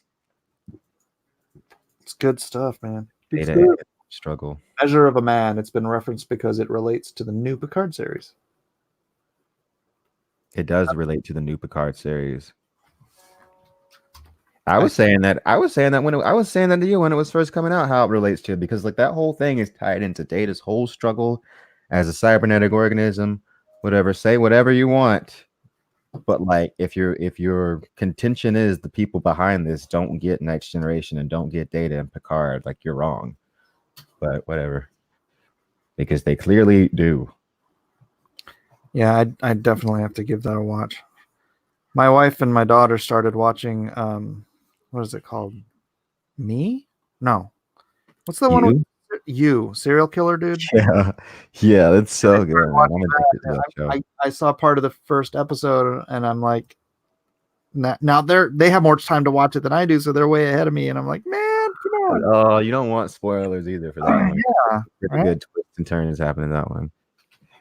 I love like the fact that you're like inside of Joe's head constantly. So the show is really weird in that way because it makes you root for him.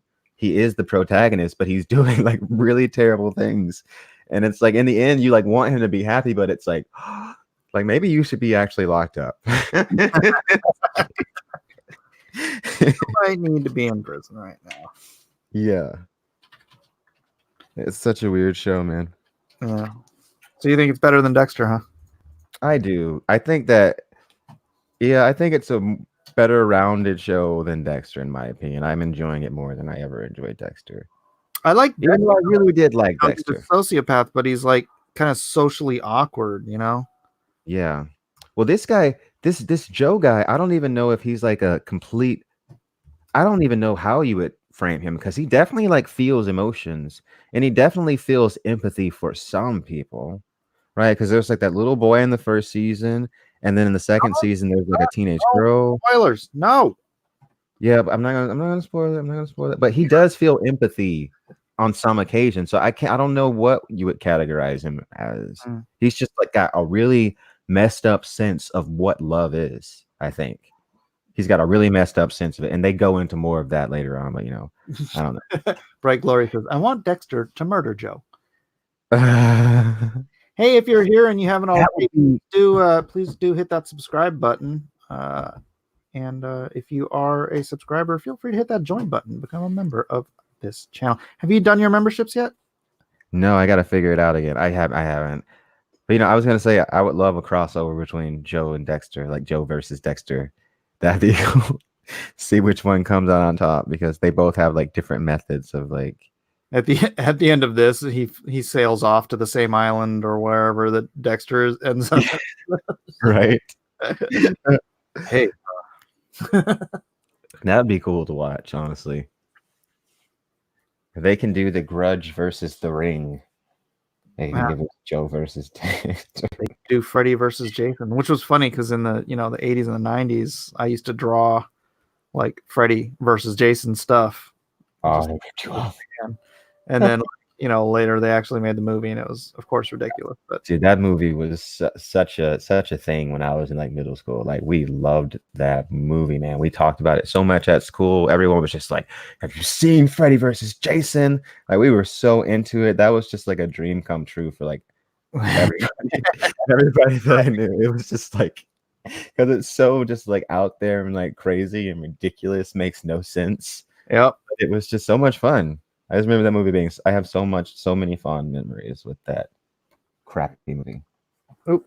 My wife is calling me to go eat. You must feed. I must. Where's Dave? I don't know. He vanished. Should I just wrap it up? Yeah, I guess if you're gonna go eat, yeah. Yeah. All right.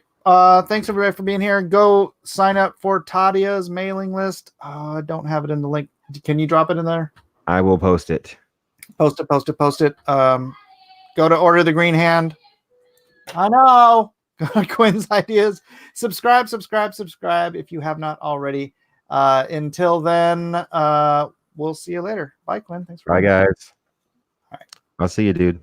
Later.